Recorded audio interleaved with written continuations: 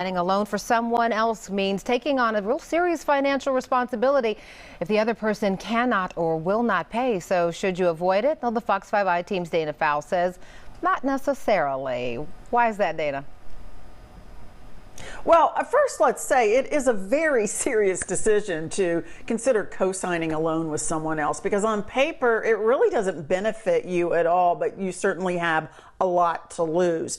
You know, the car, the student loan, whatever it is, doesn't likely directly benefit you. But if the other person doesn't pay that loan, it does impact you. You are responsible for repaying it.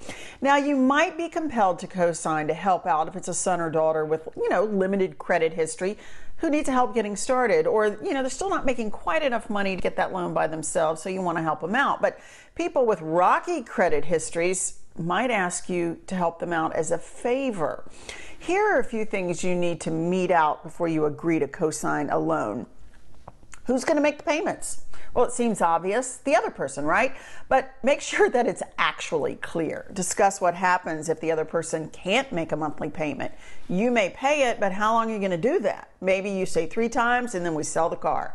At some point, it might be good to refinance that loan after the other person, has gotten their financial sea legs, and you can put the loan in their name, so you can set a hard deadline there. The problem is that you can't hold them to any of this stuff, so it's risky. But if you're going to be helping your son or daughter, here are a few ways to stay ahead of potential complications.